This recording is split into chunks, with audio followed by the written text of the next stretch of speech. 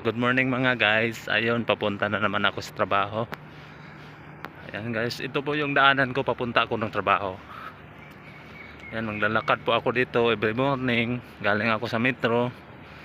Tapos ito ang lalakaran ko papunta ko ng trabaho. Mas gustuhin ko yung maglakad-lakad kaysa sa magsasakay. Para exercise every morning. Tapos punta tayo ng trabaho. Ayan, hindi ka naman mabuboring pag maglakad-lakad ka kasi makakita ka ng mga ganyan, bulaklak. Ayan o. Kasi hindi po nakakaalam guys, itong lugar na to, ito pala yung Corinthia sa UDC dito sa Fair of Qatar.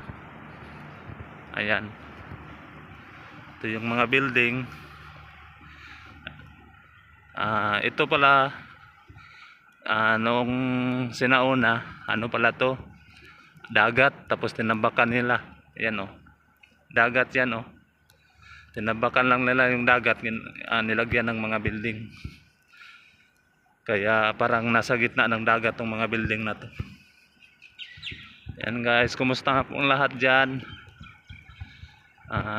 Medyo busy tayo sa trabaho, kaya minsan lang tayo makapag video ng mga ganito.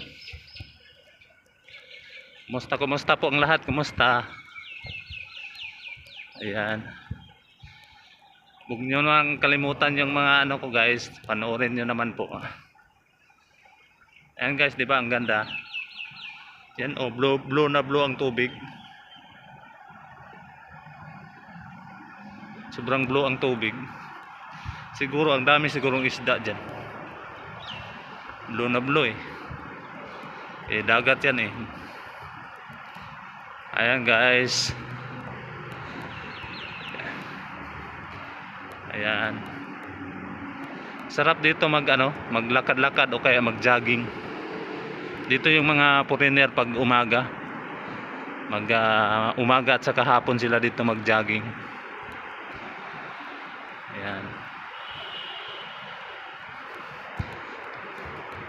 Ayan guys, nakita niyo guys no? Di ba ang ganda?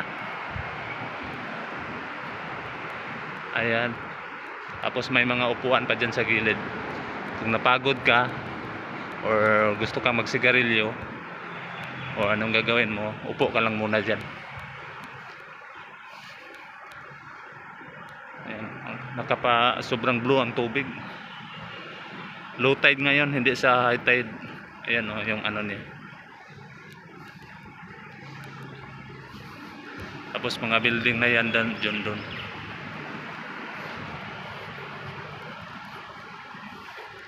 Ayan guys, salamat sa inyong pagsama sa akin sa panonood. Ayan, thank you so much guys. Bye bye.